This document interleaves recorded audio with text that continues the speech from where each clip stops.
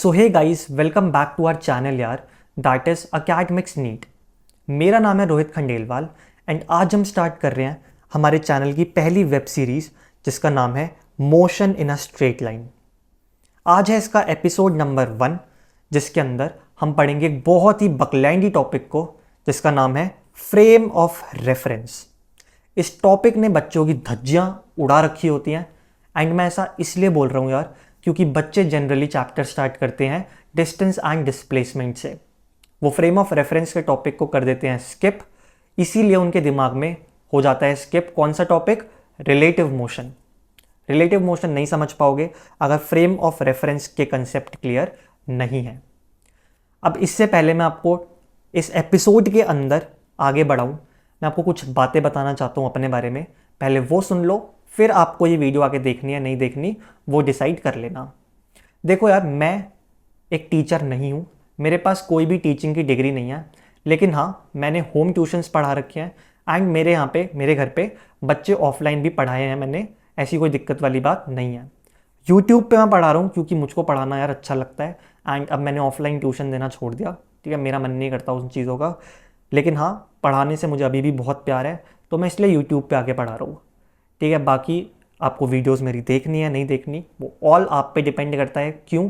Because देखो यार, YouTube पे बहुत सारे टीचर्स हैं, उन्होंने अपने तरीके से पढ़ा रखा है, ठीक है, वो सर्टिफाइड टीचर्स हैं, तो मैं उनके यार आगे कहीं स्टैंड नहीं करता। उनकी नॉलेज और मेरी नॉलेज में ज़मीन आसमान का फ़र्क है, मैं ज़मीन पे और उनकी नॉलेज बहुत ऊंची है मुझसे, तो मैं इस बात को प्रॉपरली एक्सेप्ट करता हूँ। तो अगर आपको लगता है कि नहीं ऐसे किसी से भी नहीं पढ़ना हमको, तो you can leave the video, अगर आपको कोई भी डाउट है, ठीक है। लेकिन अगर आप ट्रस्ट करना चाहते हो, एक बार आजमाना चाहते हो मुझको, तो फॉर श्योर आप वीडियो आगे कंटिन्यू कर सकते हैं। इसके अलावा यार, मैं आपको एज अ टीचर नहीं पढ़ाऊँगा, मैं आपका ना टीचर हूँ, ना शायद मैं आपका टीचर बनना चाहता हूँ। मैं पढ़ाऊँगा यार आपको एज अ भाई। मुझको अपना भाई बनाओगे तो मज़ा आ जाएगा, आपको चीज़ें समझ में आने लग जाएंगी, इस चीज़ की गारंटी मैं देता हूँ। हमारे बीच में अगर भाइयों का रिलेशन है, हमारी ट्यूनिंग मैच कर रही है, तो बेस्ट चीज़ है यार वो। क्यों? बिकॉज आपको चीज़ें समझ में आने लग जाएंगी।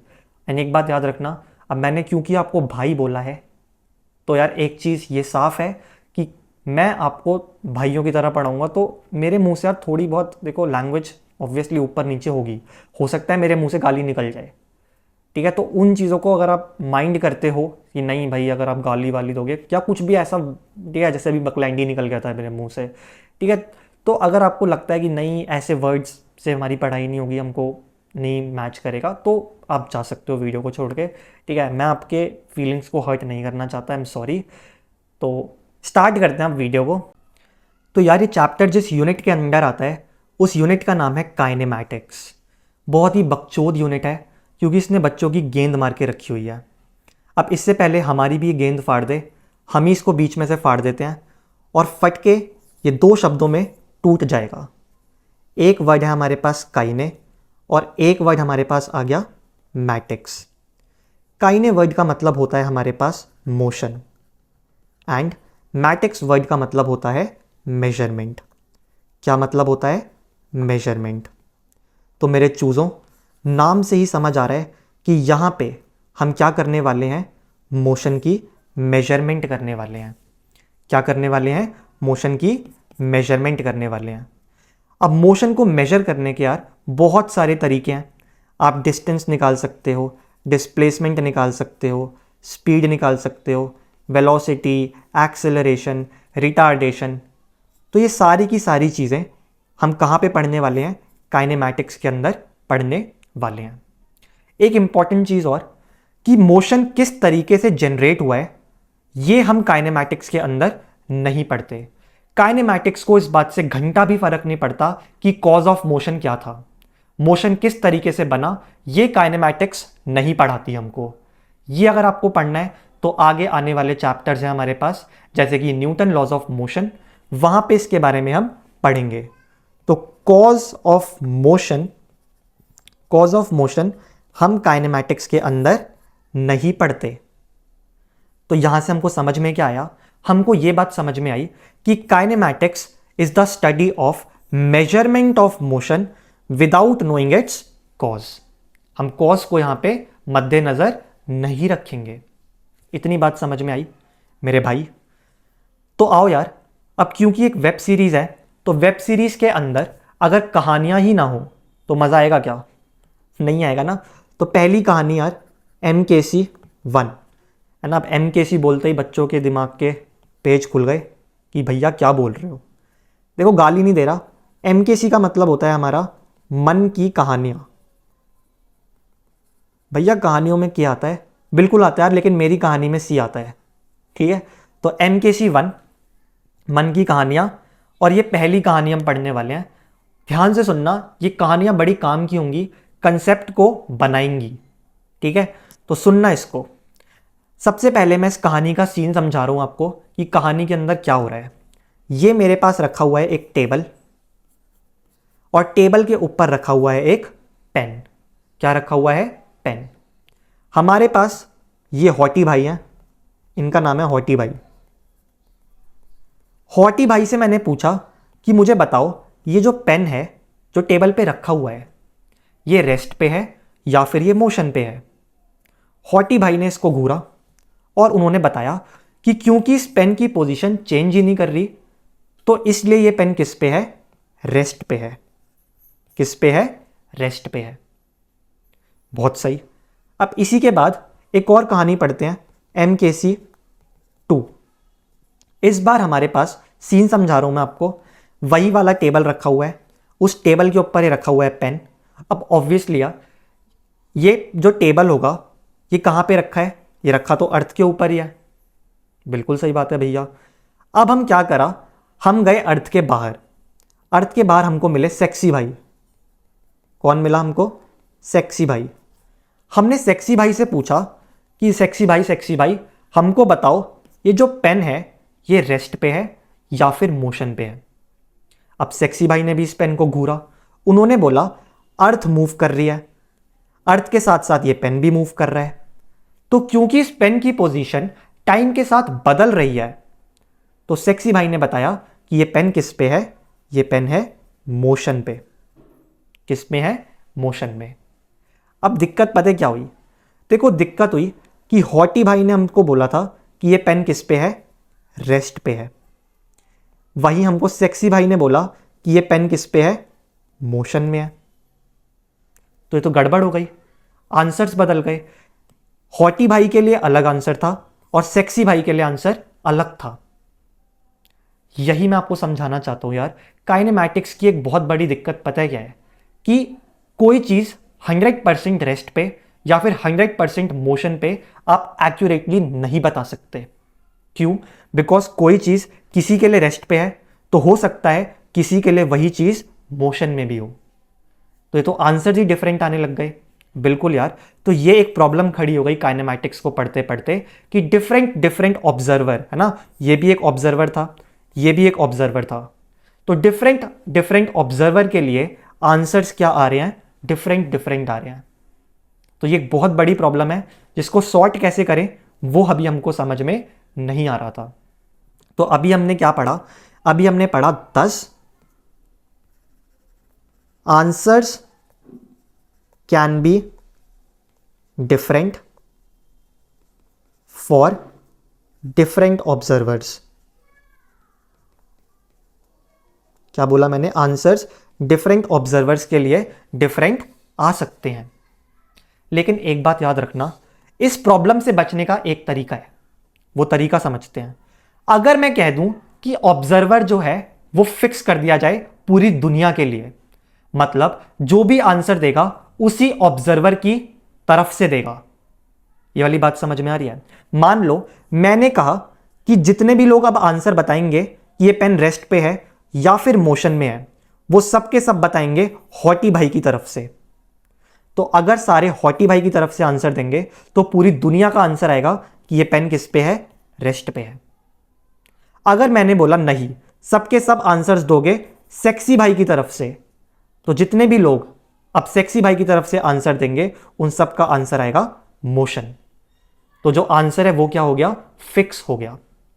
अब एक बात और समझो, क्योंकि यार ऑब्जर्वर को चेंज करने पे आंसर जो है वो चेंज आ रहे हैं। हो सकता है मेरी तरफ से आंसर रेस्ट हो और आपकी तरफ से आंसर हो मोशन। अब आंसर्स डिफरेंट आ रहे हैं तो ऐसी टर्म्स को हम कहते हैं रिलेटिव टर्म। क्या कहते हैं? Relative term. रिलेटिव टर्म का मतलब है कि ऑब्जर्वर को चेंज करने पे आंसर्स के अंदर डिफरेंसेस आ रहे हैं, तो ऐसी टर्म्स होती हैं रिलेटिव टर्म्स। अब याद रखना, मोशन एंड रेस्ट दोनों ही क्या है? रिलेटिव टर्म्स हैं। दोनों ही क्या है? Relative term. क्यों? बिकॉज ऑब्जर्वर को चेंज करने पे आंसर चेंज हो सकते हैं। आ रही है बात समझ में? इसके अलावा यार एक और टर्म होती है जिसका नाम होता है एब्सोल्यूट टर्म। क्या नाम होता है? Absolute term. एब्सोल्यूट टर्म का मतलब है कि इस दुनिया में किसी भी कोने में चले जाओ, इस दुनिया में किसी से भी पूछ लो, डिफरेंट डिफरेंट ऑब्जर्वर्स से पूछने के बावजूद आंसर जो आएगा वो सबका क्या आएगा? सेम आएगा। कुछ ऐसी चीजें होती हैं जिनको इस बात से फर्क नहीं पड़ता कि कौन उस चीज को ऑब्जर्व कर रहा है। आंसर्स, चाहे आप अर्थ पे बैठ जाओ, सन पे बैठ जाओ, मून पे बैठ जाओ, आंसर्स आपके हमेशा क्या आएंगे? सेम आएंगे। इसका एग्जाम्पल देता हूं मैं आपको। एग्जाम्पल, ग्रेविटेशनल कांस्टेंट का नाम सुना है ना? आप सबने सुना होगा यूनिवर्सल ग्रेविटेशनल कांस्टेंट का नाम, दैट इज कैपिटल जी। इसकी वैल्यू होती है 6.67 इंटू 10⁻⁻11। सही है? ये वैल्यू यार आप चाहे अर्थ पे देख लो, मून पे देख लो, मुझसे पूछ लो या मैं आपसे पूछ लूं, इसकी वैल्यू हमेशा क्या रहेगी? सेम रहेगी। कभी भी ये वैल्यू चेंज नहीं हो सकती। तो ऐसी वैल्यूज को हम कह देते हैं एब्सोल्यूट टर्म। तो अब मुझे एक बात बताओ, रेस्ट और मोशन एब्सोल्यूट टर्म है या फिर रिलेटिव टर्म है? बिल्कुल, रेस्ट एंड मोशन क्या है? रिलेटिव टर्म है।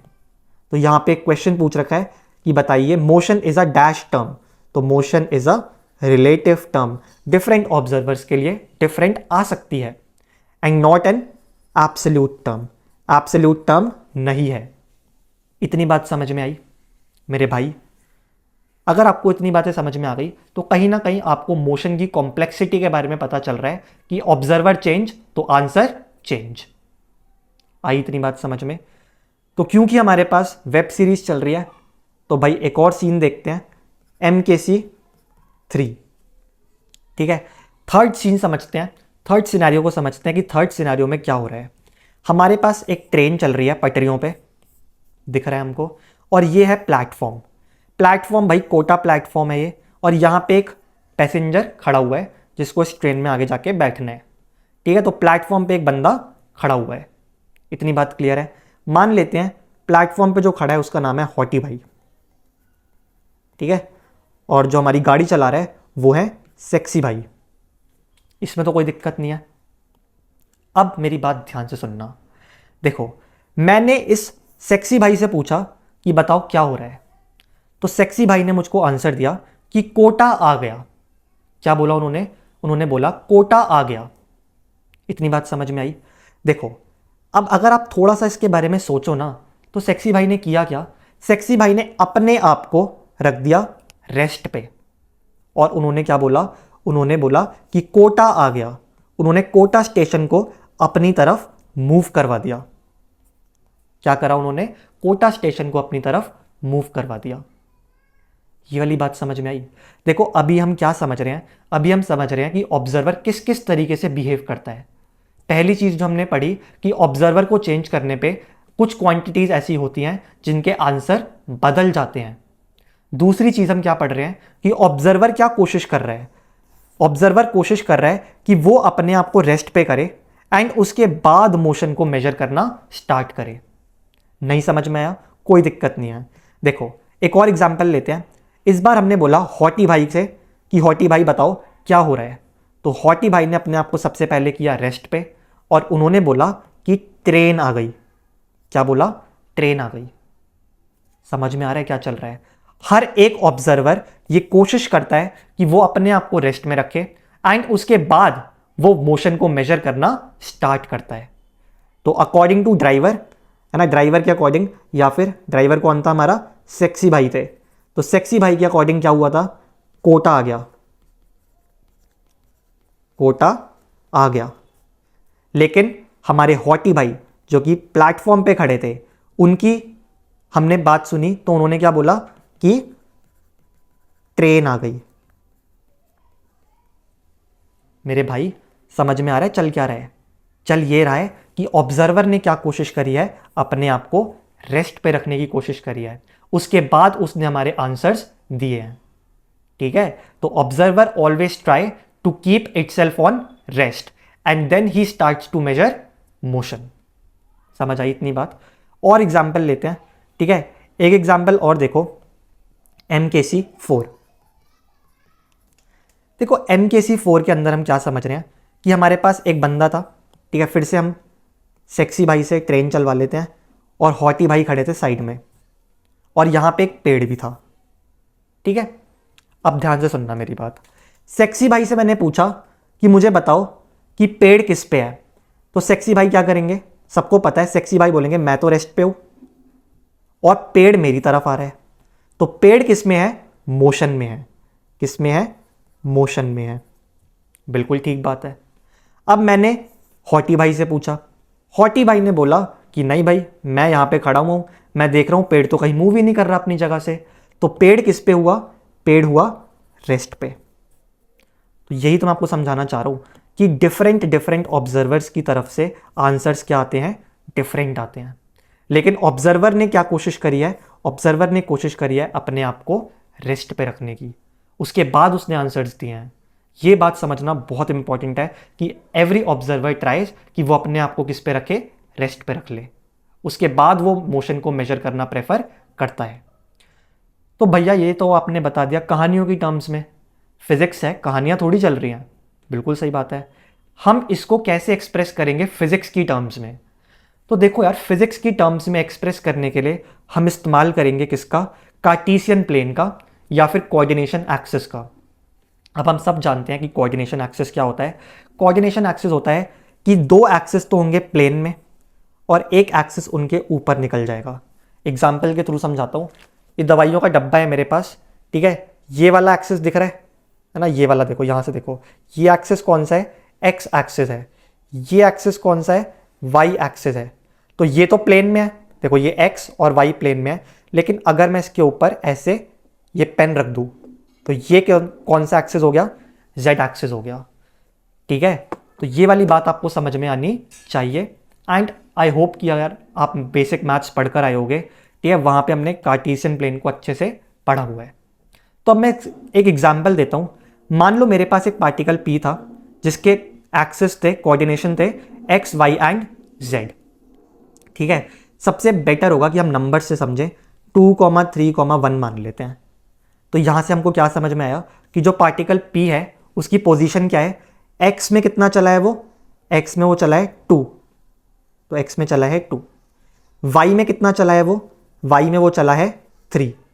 ठीक है, तो पार्टिकल P y में कितना चला है? 3 चला है ना? एक्चुअली 2 यहां बनाना पड़ेगा, 2 है ना? क्यों? बिकॉज पार्टिकल P यहां पे है। तो x में हो गया 2, y में हो गया 3 और z में कितना हो जाएगा? z में हो जाएगा 1। z में हो जाएगा 1। तो ये मैंने क्या बता दिया? मैंने यहां पे बता दिया कि पार्टिकल P की पोजीशन कुछ यहां पे आ रही है। बिल्कुल ठीक बात है सर। अब मेरी बात ध्यान से सुनना। मैंने पूछा बताओ ये पार्टिकल P जो है ये मोशन पे है या फिर रेस्ट में है। तो इस क्वेश्चन का आंसर देने के लिए मेरे पास एक ऑब्जर्वर भी तो होना चाहिए कि मैं पूछ किससे रहा हूं। बिल्कुल सही बात है सर। मान लेते हैं जिस ऑब्जर्वर से मैं पूछ रहा हूं ना ये वाली बात, ठीक है, पहले इसको रब कर देते हैं। मान लेते हैं जिस ऑब्जर्वर से मैं ये वाली बातें पूछ रहा हूं, अरे यार ये सब कुछ कहां मिटे जा रहा है, 3 को हटा देते हैं। हाँ, अब सुनना मेरी बात। मान लो जिस ऑब्जर्वर से मैंने ये सारी बातें पूछी वो इस पॉइंट पे था, एम पॉइंट पे, तो मेरा ऑब्जर्वर कौन हो गया? एम हो गया। क्यों? बिकॉज अब एम से मैंने पूछा है कि बताओ पार्टिकल पी जो है वो मोशन पे है या फिर रेस्ट पे है। बिल्कुल। बट किसी ने मुझसे बोला सर ये अपॉर्चुनिटी एम को ही क्यों मिली, एन को भी तो मिल सकती थी। बिल्कुल यार। तो देखो फर्स्ट केस में ऑब्जर्वर एम था, दूसरे केस में ऑब्जर्वर एन हो गया। अब फिजिक्स में इस ऑब्जर्वर को एक टर्म दे दी गई है जिसका नाम होता है फ्रेम ऑफ रेफरेंस। जब m ने मोशन को एनालाइज किया तो m क्या बन गया? हमारा फ्रेम ऑफ रेफरेंस बन गया। जब n ने मोशन को एनालाइज किया तो n क्या बन गया? हमारा फ्रेम ऑफ रेफरेंस बन गया। लेकिन एक बात वही कि ऑब्जर्वर चेंज हुए, फ्रेम ऑफ रेफरेंस चेंज हुए, तो हो सकता है कि पार्टिकल पी मोशन में है या फिर रेस्ट में है, ये आंसर्स चेंज हो जाएं। बिल्कुल, और ज़रूरी थोड़ी है कि फ्रेम ऑफ रेफरेंस यहीं पे हो सकते हैं। हो सकता है कोई बोले कि नहीं सर मेरा फ्रेम ऑफ रेफरेंस यहाँ है, कोई बोले मेरा यहाँ है, यहाँ यहाँ यहाँ यहाँ, किसी भी पॉइंट पे हो सकता है फ्रेम ऑफ रेफरेंस। उसके अकॉर्डिंग आंसर्स डिफरेंट डिफरेंट आएंगे। तो प्रॉब्लम तो यार वही रही हमारे पास कि डिफरेंट आंसर्स आ रहे हैं। तो फिजिक्स वालों ने क्या किया, फिजिक्स वालों ने सबसे बेस्ट चीज़ करी ये बोल के कि हम इतने सारे ऑब्जर्वर्स नहीं रख सकते, हम क्या करेंगे, जिस भी क्वेश्चन में आपको ये नहीं बता रखा कि कौन है फ्रेम ऑफ रेफरेंस, उसमें आप ओरिजिन को मानेंगे फ्रेम ऑफ रेफरेंस, या फिर आप इसको बोलते हैं क्या, ओरिजिन, या फिर आप बोलेंगे this is your frame of reference as ground. ठीक है, इसी को हम ओरिजिन भी बोलते हैं, इसी को हम ग्राउंड भी बोलते हैं। तो ओरिजिन या फिर ग्राउंड को आप क्या मान लेंगे, फ्रेम ऑफ रेफरेंस मान लेंगे। इतनी बात समझ में आई। अब ग्राउंड या फिर ओरिजिन क्योंकि फिक्स हो चुका है, तो अब यहां से अगर आप पार्टिकल पी के मोशन को एनालाइज करोगे, तो जो पार्टिकल पी का मोशन आएगा वो दुनिया में हर इंसान के लिए क्या आएगा, सेम आएगा। हो सकता है पार्टिकल पी मोशन में हो सकता है पार्टिकल पी रेस्ट पे हो। हमने क्या किया, हमने ओरिजिन को क्या मान लिया, फ्रेम ऑफ रेफरेंस मान लिया। ओरिजिन को क्या मान लिया, ऑब्जर्वर मान लिया। ऑब्जर्वर फिक्स करने पे आंसर्स हमेशा क्या आएंगे, सेम आएंगे। आई मेरी बात समझ में? तो मुझे एक बात बताओ, ठीक है, इसको छोड़ो, या फिर आप लिख भी सकते हो। जब हमने ये वाला पढ़ा था तो हमने क्या देखा था कि ड्राइवर के लिए, ड्राइवर था ये, इसके लिए ये बंदा भी पीछे मूव कर रहा है और ये ट्री भी इसकी तरफ मूव कर रहा है। तो both tree and the person on platform are in motion. सही है, लेकिन वो बंदा जो कि प्लेटफॉर्म पे खड़ा है, उसको लग रहा है ट्रेन तो उसकी तरफ आ रही है, लेकिन पेड़ किस पे है, रेस्ट पे है। तो उसके लिए पेड़ किस पे था, रेस्ट पे था, और ड्राइवर जो बैठा है ट्रेन में वो किस में था, मोशन में था। तो यहां पे अगर आप देखो ट्री को, तो ट्री मोशन में भी है, ट्री रेस्ट पे भी है। ठीक है, तो tree is both in motion and rest.